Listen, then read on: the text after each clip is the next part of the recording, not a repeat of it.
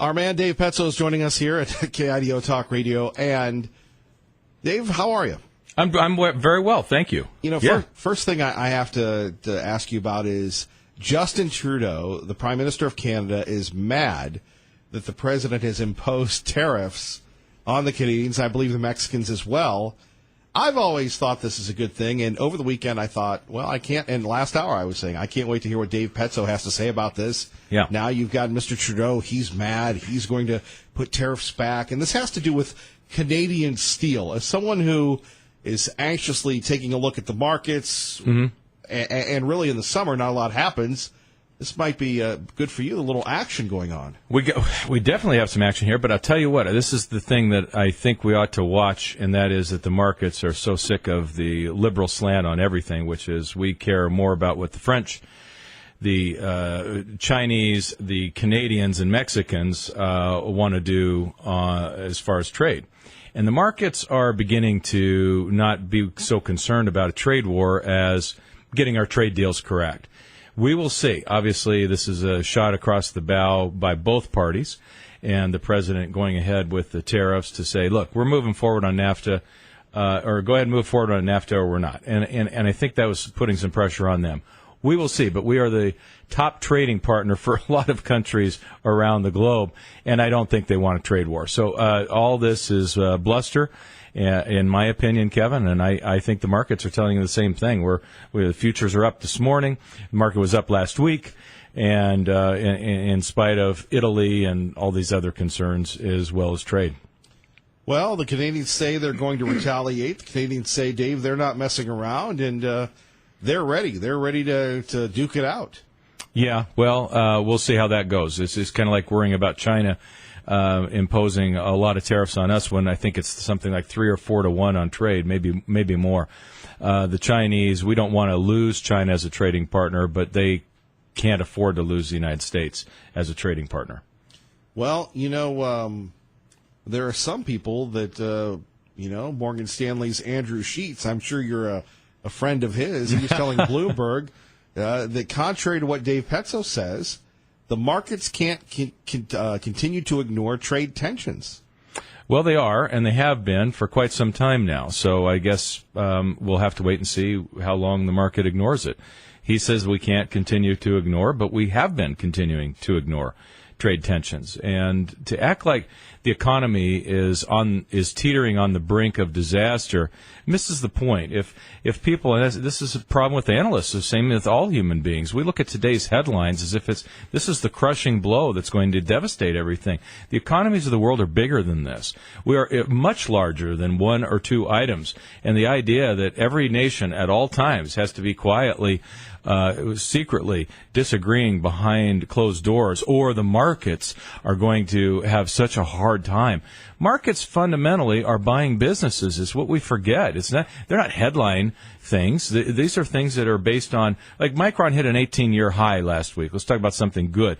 18-year high last week. 18 years. And that's not because Italy's in trouble or Italy was solved, or what about trade tensions? It's because Micron is killing it. They're doing so well. They're just making tons of money, and that's an economic driver, not a trade tension driver. Right. Back to the headline, though, in Bloomberg, which I know you're loving this. President Trump is headed for a showdown with America's allies at a Group of 7 summit this week in Quebec with the European Union and Canada, threatening retaliatory measures unless he reverses course on new steel and aluminum levies. China, while open to talks to resolve the dispute, is warning it would withdraw commitments it made on trade if the president carries out separate threats to impose tariffs on the Asian country. While China doesn't want an escalation in trade tensions, it will defend its core interests, according to the commentary published Monday by the state-run Economic Daily. So we are going to see some things this week. Mm-hmm. And, Larry Kudlow on Fox News Sunday, which you can catch right here on KIDO Talk Radio. Don't blame Trump. Blame China. Blame Europe. Blame NAFTA. Blame those who don't want reciprocal trading, tariff rates, and protectionism. Mm-hmm. Your thoughts? I agree with Larry Kudlow. Quit blaming the president for everything. He has promised for a couple of years, and certainly prior to that on the campaign trail, that he would renegotiate our trade deals. That's what he's doing. And that's after he said, I think we'll go ahead and do some tax cuts. We'll try to do some health care. Health care didn't work. Everything else has. I guess we're down to now redoing the trade deals. And that gets messy. I don't know why people expect this to be not messy. Everything's messy. It's like saying the tax cuts are perfect because they affected only me. They affected me. They just threw bags of money at me, and everything else will be perfect. There are absolutely imperfect things with everything. And if we look at it through a glass, or if you will, a lens that says everything Trump does is awful, horrible, and what a horrible human being. We're not saying that. We are saying, though, there are... No, but the media is. And by the way, this is interesting for you. You've kind of come full circle on the president. Yes, I have. You're a Trump guy now. I am a get-it-done guy, as you know, Kevin. And you're seeing this, right? And I'm seeing him do it. And so all I have to do is take a step back and go, wait a minute, I don't like the way he tweets. I wish he would do it differently, and I think he is his own worst enemy. I totally agree with all that. But at the same time, if you want results, nobody's delivered results since Ronald Reagan the way Trump has. And he's done it in less than 2 years. It's astounding. And even in his own party, they don't really like him. And so it's not like he's... I don't know how he's done it, but he's figured out a way to get Congress to do some things that for decades nobody would do. Now, look, Dave Petzo, I'm a fan of tariffs. I'm a fan of protectionism. I'm back there with Pat Buchanan, but it seems that you're endorsing this Trump trade policy here. I will not endorse long-lived tariffs. I do endorse the idea that we have been ripped off and our intellectual property stolen for decades. And not by the Canadians. Not by the Canadians, no. They're our friends. They are our friends. And part of the whole thing under NAFTA is that we probably had some concessions that were not as good for the United States. Will this person over here get hurt? Probably. I don't know.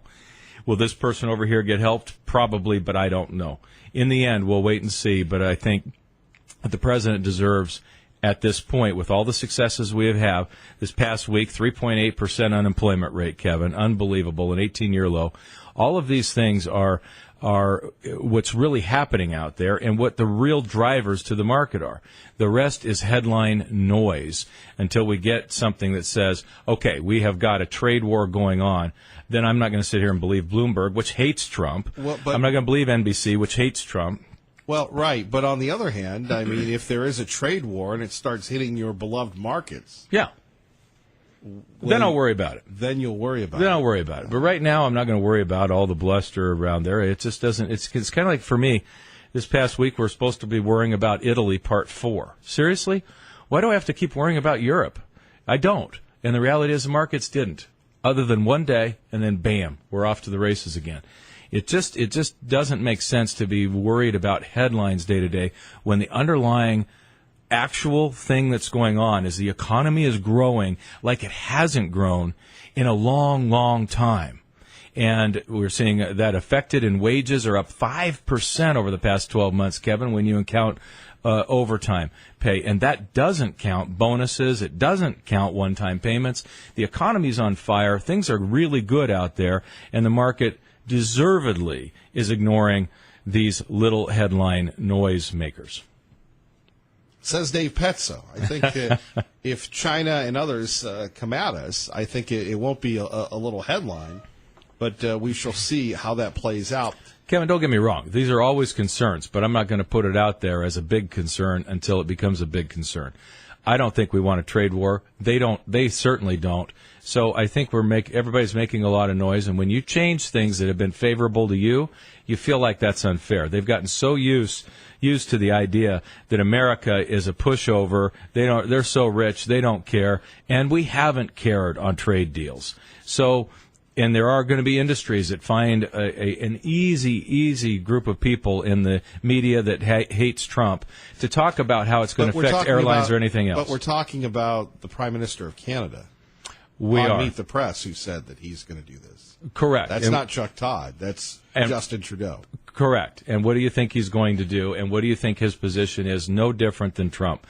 If you're sitting there in Canada and thinking you want to try to negotiate a good deal, then you don't talk about how you've been ripping off your neighbors forever. No, you get angry. You talk about this isn't going to work. We're not going to sit there and do nothing. They're not going to do nothing, but they are going to talk. And through those talks, I think we'll have fairer trade than we've ever had. Oh, wow. Dave Petzo turning me into a liberal this morning. Kevin Miller in the morning here at KIDO Talk Radio. Property taxes coming out in Ada County last week and Canyon County, and everybody was very grumpy about that, including people listening this morning and every morning. Property taxes continue to go up, up, up, and up. You wonder what they're doing with the money. You're a big fan of taxes. I am. I'm a big fan of government, and all they're doing is figuring out more ways to waste it. It allows the bureaucracies to grow, and so they're happy little bureaucrats. That's absolutely what they are. We need more money for the schools. We need more money for this. We need more money for that. I hear it. I get it. I got it. And we don't have. And there's no reason we should try to reform schools. They need more money. Nobody ever acts like. But you're paying extra for schools anyway. Well, right. Your taxes we already are are. up, and then they have the bonds and then they have the levies, and right. we're not. But it's not enough. It's never ever not. There's no such thing as enough. Right. And yet we still we do the same thing we did 150 years ago, and that's one guy sits in front, whatever, stands in front of the classroom and teaches to the same people the exact same way. And what we need is more money. It never works to just say we need more money. Can you imagine in business, it's like we have this completely failing thing over here, and then what we do is we sit around, we go, what should we do about that? You know what business would say? We need to fix it or get rid of it. They wouldn't say what we need to do is we need to spend more money. That's what governments do. You're saying get rid of the schools? You were waiting to say that, weren't you? I had to do something. I want the schools fixed. Fix them. Right. Don't just tell me it needs more money. Right. Fix it. I feel like I'm interviewing a politician here. You're spinning me all the time. So back to the property tax assessments going up very sharply. This is the other side of limited government. This is which you would argue needs to be even smaller. And this is the other side of your property values going up. Is it really just perception? Is there anything real here? Because 5 years ago, we were talking about home ownership being obsolete. Right. Property values being cut in half. Whatever's happening today will change, and whatever happened yesterday will change as well. And that's the thing that we all forget about. In this world of headline news, we talk about this instant, what's happening right now, as if it'll always be. When I started in this industry, Kevin, interest rates were double-digit, on their way to 21.5%. That was a prime lending rate at one time. And people said in that day, and for many years after, that interest rates would never again, for a mortgage, be below 10%. I'll bet you if you ask any millennial today, they'd tell you it'll never be above 5%. Again, it's what we live in and what we grow up with. We think the world should look like always. All I'm saying with this is that it doesn't make any difference. We're becoming just as money grubbing or bureaucratic as any big city in the country. Right, but that leads to corruption. But it can't. Who would thought that I'd be the optimist today at 5:80 a.m. 107.5 FM? But how in the world can we take a look at a home that 3 years ago was valued at $200,000 and now is at $300,000? Is it just simply supply or demand, or is it fear of missing out? What is it? Good question. I think, for example, it is supply demand. And then, of course, you add on top of that, my gosh, if I don't get in the market now, I'll never get in. Right. And so you do have a little bit of that tag-along fear of missing out. You also have people out there that are trying to do some stuff in real estate, whether it's flipping houses and all those other things. That adds to a little bit to the demand side of things.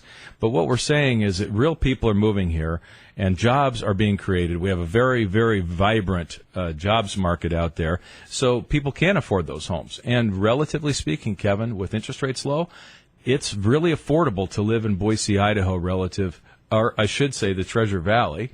Somewhere in the hinterland, regardless of your job, is a place you can afford. I don't think so anymore. You don't think you can afford a house in Kuna? We'll talk about that next. Very good. KIDO Talk Radio. Dave Petzo with us once again. So back to the answer to your question, affordable housing, I think it's done here. It's done. I think that, by the way, I feel very confident at 580-5436, 580-KIDO, that people would call in and let you know just how housing is not affordable here anymore. And are the phones ringing? Should I get my headphones on? Is that what you're saying? Maybe eventually, but if you disagree with Dave Petzo, now I would never want to speak for you, Dave Petzo. Really? Okay. I would never want to speak for you, but you say that there are plenty of affordable houses in the Treasure Valley. Relative to the economy, we are not in a San Francisco, Seattle type of place. Not even close. Right. We have places you can't necessarily, when people talk about the average price of housing in Boise, that's quite different than if you're out in Kuna, Caldwell, Nampa, just like all, if you will, metro areas. I'm not saying this is a big city, but it's a good enough sized city. When you move out from the core, you're going to find that the housing is more affordable, but you do have to commute. I think you're trying to have it both ways now, with all due respect. Personally, the home prices in Kuna are through the roof, Caldwell, Nampa. I think our home values are overinflated, and you have good people in Idaho that we love. I don't know about you, Dave Petzel, but I love them. That can't afford homes anymore. They're being priced out of their homes.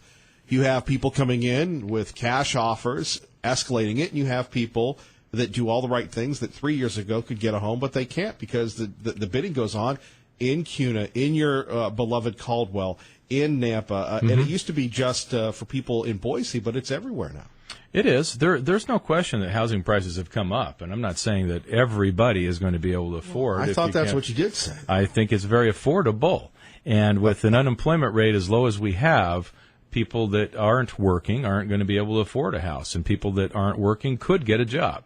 There are jobs available out there, and that's could change their dynamic. And or I went out and toured CWI, and again I'm just becoming this big believer in what's going on out there with technical training. These folks come out with an associate degree in welding or what have you. In a year, they can't keep people. They can't keep the students because they have great paying jobs after a year. And it's incredible. All the skills, whether it's diesel mechanic, regular mechanics, all of the different things they teach, auto body. All these kids are coming in, and not a lot of them aren't kids anymore. They're adults that are going, this is crazy. I got to quit working for minimum wage. I got to go get some skill. And in a year, they have skills that are paying very well. Now, what does that have to do with housing prices? They now can afford the houses, Kevin. That's what I'm saying. See, I would disagree with you and say that the housing prices are becoming just not affordable for anybody anymore. You're going to have people that are coming in from out of state that are buying these homes, and everybody else can't afford them.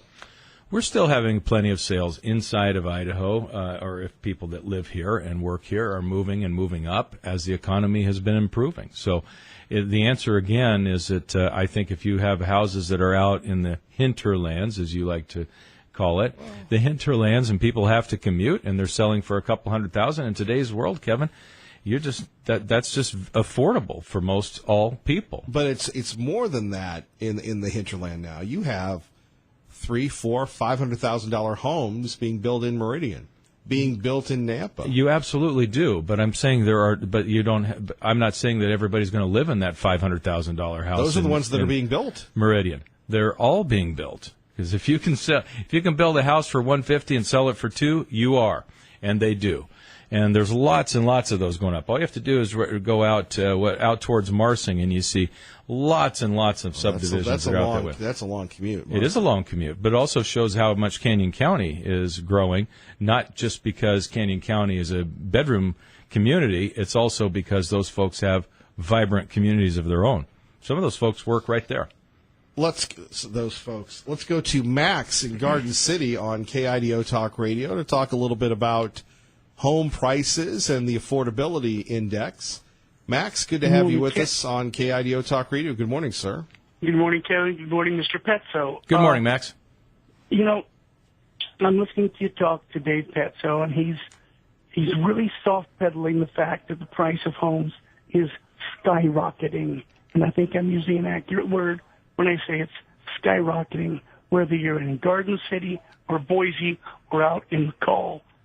The price has become unaffordable for those young people who are trying to get a start, because while unemployment may be in the single digits, what about underemployment? All of these jobs that are open are paying $8 an hour. Okay, first of all, on the underemployment numbers, yes, which is what I care much more about. So fair point, Max. We are now at multi-decade lows on those as well. The whole scheme, which is called U6, the whole scheme is getting better on the employment side.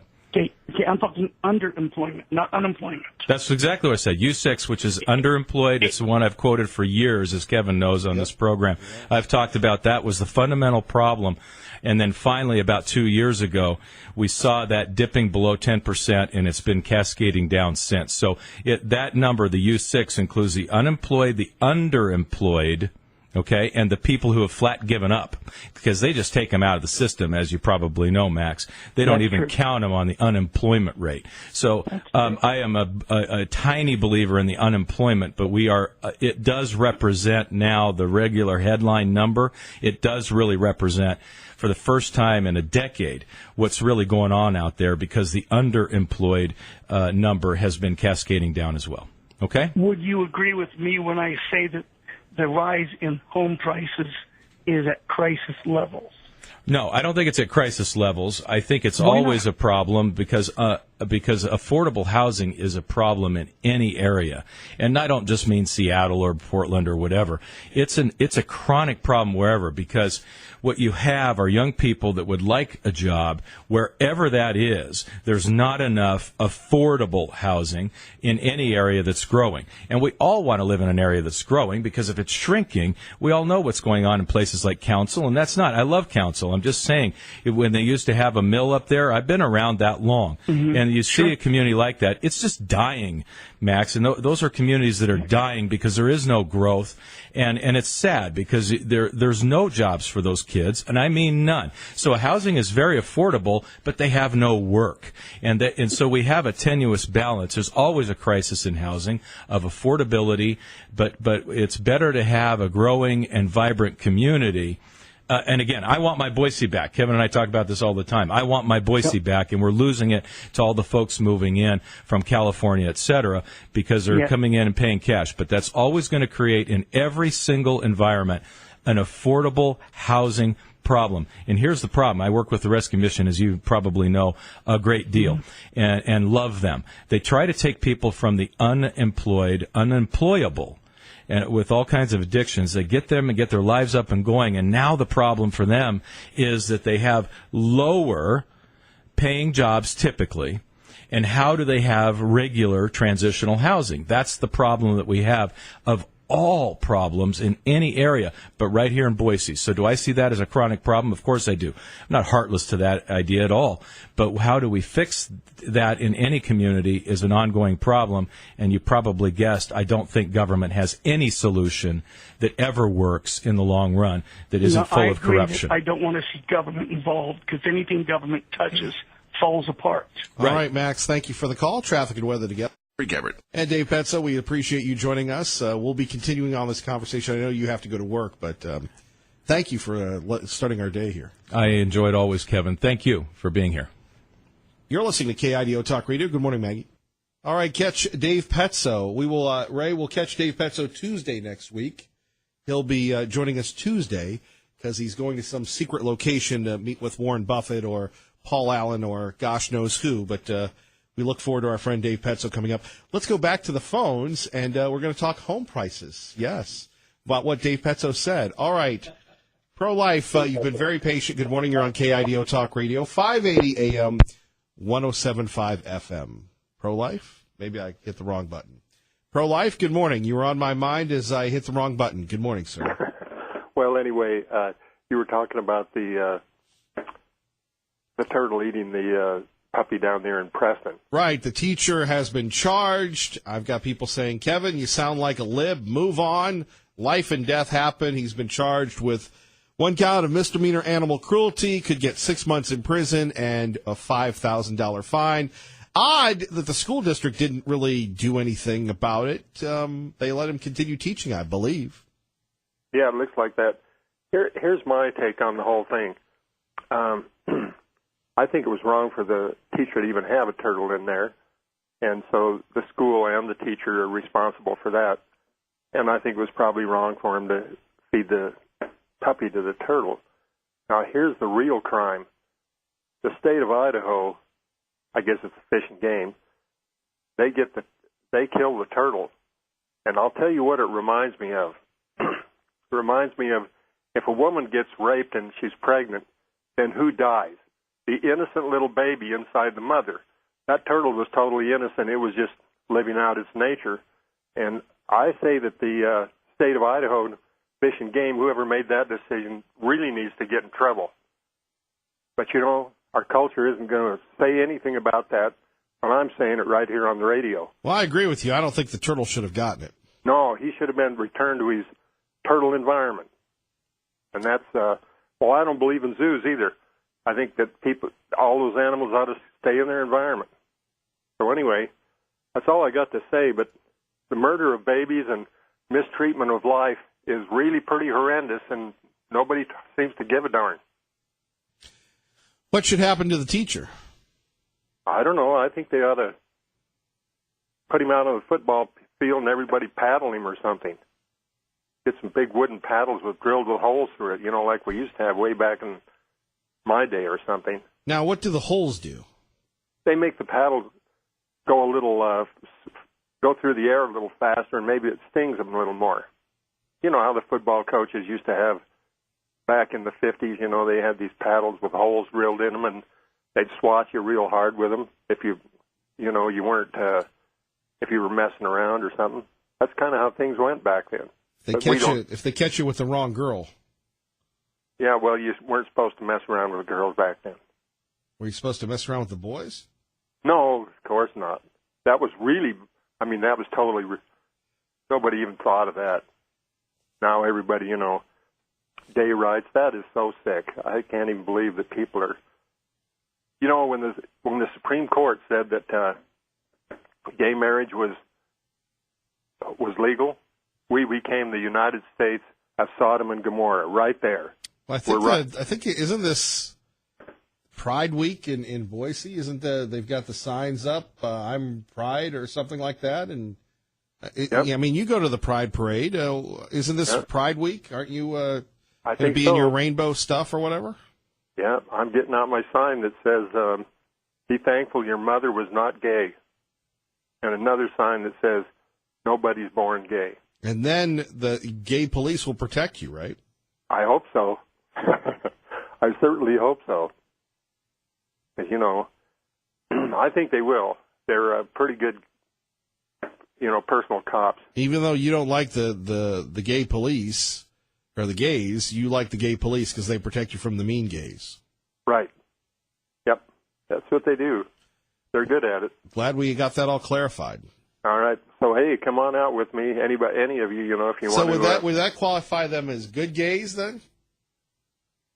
Considerate gays. Considerate gays. Well, Kevin, I got to go work. God bless you. God bless you and this station. And it's the best station. Thank you, sir. All right. We'll see you. All right. Pro-life. Pete in Mountain Home on KIDO Talk Radio. Good morning, Pete. Hey, Kevin. I'd like to point something out about the issue of people coming in from out of state and buying homes and jacking the prices up for everybody. You have to keep in mind that's a two-way transaction. There's Idaho natives and people who live in Idaho that are selling those houses, and nobody's putting a gun to their heads.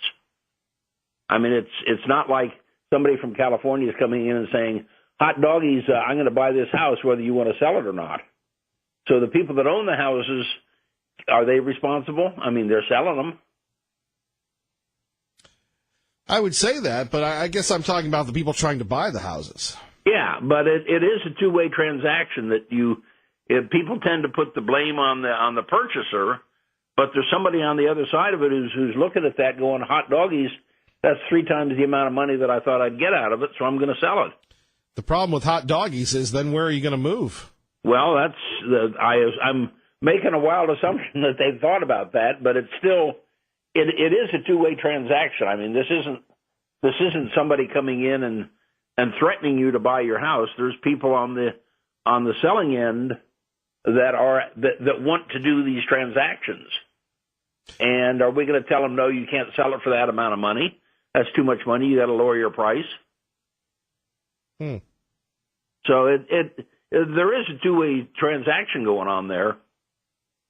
And I know it's fun to beat up on people that are escaping from California or wherever, but it it is a two-way street. Well, I just think that, we're living in a bubble, which doesn't say take a brain surgeon to figure that out, but. Well, and I agree with the folks that say that why, you buy a house 30 years ago and they keep raising the value even though you're still living in the same house and your property taxes keep going up. I think we ought to have something here, and God knows I hate saying like they did in California, but something along the lines of Prop 13 where they cannot raise the assessed value of your house until more than 1 or 2% a year until you actually sell it. Well, I do think it's a crime that you have retired people worried or. Oh yeah, being forced out because of, and that's an assessed value thing. I think that's something that you really, the idea that my house goes up in value, or my house should be taxed higher because my neighbor sold one for a high value. That is something the legislature could deal with. The state legislature. Let's face it. Does anybody have confidence in the legislature? Well, not when the realtors are concerned. Look, the realtors did their job in getting Brad Little elected. Well, yeah, and then you've got the schools that don't mess with the realtors. We've got to increase property taxes to pay for all these new schools. Yeah, it's a mess. Look, don't mess with the realtors. You got that right. I'll see you, Pete. Okay, bye. Bye-bye. Realtors are a tough crowd. Cindy in Caldwell with Kevin Miller at KIDO Talk Radio. Good morning, Cindy. Well, good morning, Kevin Miller. I just have to give a shout-out to Dave Petso. I'm just thrilled by listening to him this morning because I love people of integrity. He just really pushed back on what they're doing and just identifying people that are just sheer, it's just called hate Trumpers.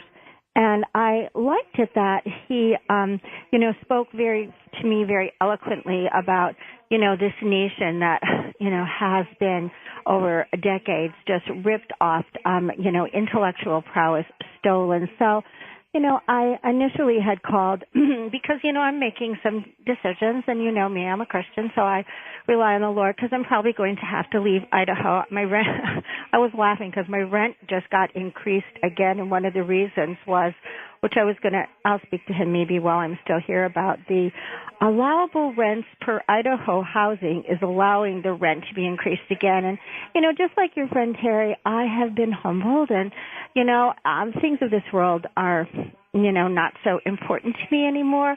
I just live by a whole different standard, and, the Lord will lead me where I'm supposed to be, but I know America will be eventually, it's on its demise, and we're just trying to delay the decay. And, your friend Sean Hannity was on one of my favorite shows with Pathway to Victory, so I can speak legally on this station because Sean chose to say what has happened in America. So I thank you for being out there, the salt and light, and all the great people at Boise Rescue Mission.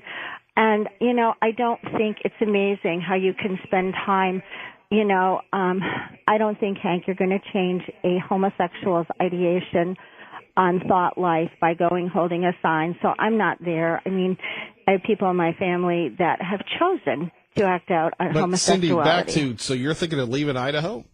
Yes, sir. You know what? I can't afford another rent increase. And, I've had, since I've come to Idaho, it's kind of interesting. The Lord allowed it. I've had multiple where I was working through Express. I couldn't do nursing because I get plasma.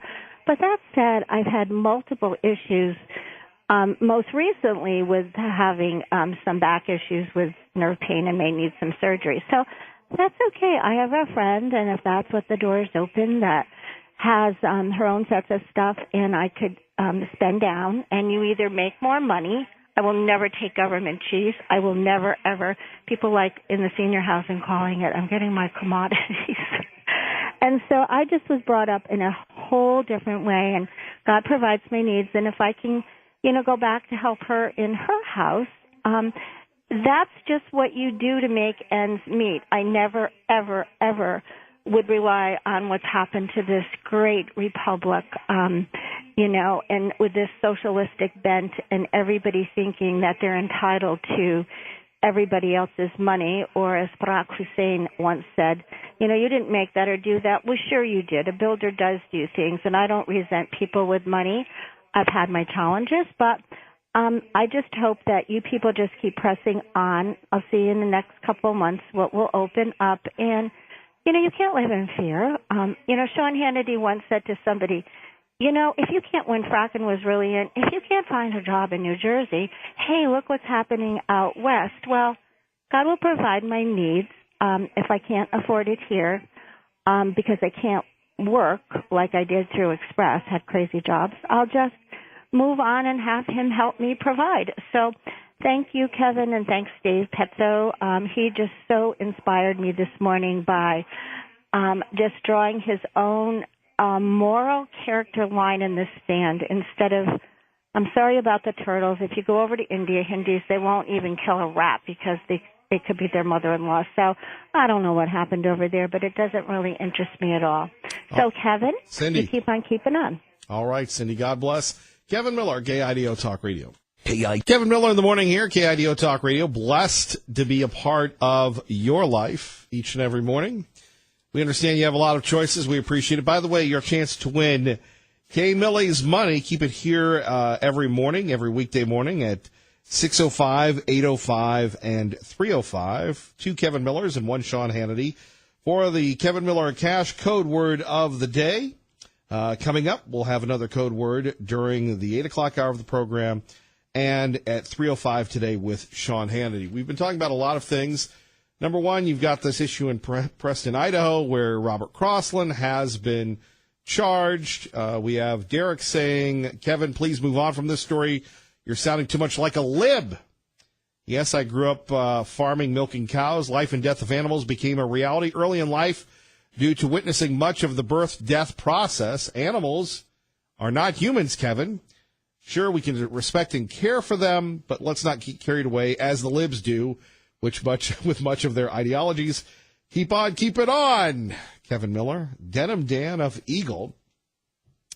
Duly noted, Denim Dan. By the way, animal cruelty, you get 6 months in prison, up to 6 months in jail, and a $5,000 fine. Although, and I go where Dan's point is, number one. Number two, I love animals. I don't think it's a relevant point in education that you feed a puppy, dead or alive, to a snapping turtle, and then you kill the turtle, and the guy is still teaching in school. Of course, I'm sure school is out. That is one topic at 580-5436, 580-KIDO. Others, not Gary Trudeau. I keep trying, the guy that wrote Doomsbury, Gary Trudeau, the lib. Justin Trudeau, no relation, is the Prime Minister of Canada. He's mad that the president has decided to stick up for the American worker. And Dave Petzo and I went toe-to-toe with this several times. It was interesting hearing Dave's take on it, that Donald Trump has done more than any president since Ronald Reagan, yet you still have the libs trying to go after him, right? And the big story of the day, and we haven't gotten to, the president saying that he can pardon himself. Of course, the press going crazy with this. Now, if you're a liberal, you're going to go, he's out of control. The president's out of control. He's going to pardon himself. And the hyperbole machine, and even on our beloved Fox News, is, churning this out. Oh, the president said he could pardon himself. Well, it really came down to Rudy Giuliani. And this is all hypothetical stuff. But if you go back 20 years with Clinton and Lewinsky, it was the same thing. People wondered if Clinton could do that. We've never gone to this level. But what in this investigation with the Russians, with anything else, would the president have to pardon himself over? Nothing. And you know what? I like that the president is pardoning Dinesh D'Souza and other conservatives. And I hope he pardons Martha Stewart, because she never should have been charged anyway. That was the government doing its very best. And you don't have to watch Billions to understand, if the federal government with a 97% conviction rate wants to get you, they're going to get you. That's not living in the land of the free. The president of the United States pardoning himself would just be unthinkable, and it would lead to probably an immediate impeachment. Right. Over what, Rudy? He wants to testify. Every lawyer he has, including this one, always wants their client not to testify. I would prefer to put emphasis on the fact he didn't do anything wrong. I mean, he didn't obstruct. Okay. And we're willing to sit there and argue that out with the special counsel if he has, an open mind about it. Right. Of course, Robert Mueller leaking classified information. We'll tell you about that first. Traffic and weather. And Kevin Miller in the morning here. I don't know if you caught CBS's Sunday morning. It's a really good news show. Of course, again, it's from CBS and it's kind of liberal. But they were interviewing Bill Clinton with James Patterson. It was pretty telling what they were talking about. And they asked Bill Clinton what he thought of Barack Obama and whether or not the press loved Obama and continued to give him a pass. This is what he said on the CBS show. As for the investigation led by Robert Mueller swirling around the current commander-in-chief, we now call it Spygate. Do you think that the press has been fair to President Trump? I think they have tried, by and large, to cover this investigation based on the facts. I think if the roles were reversed, now this is me just talking about it based on my experience, if there were a Democratic president and these facts were present, most people I know in Washington believe impeachment hearings would have begun already. If there were a Democrat in power yes. right now. And most people I know believe that the press would have been that hard or harder. But these are serious issues. You hear from Trump supporters who say, the press slobbered all over President Obama. He could do no wrong. And now this guy can do no right. What gives? That there's a kind of whiplash.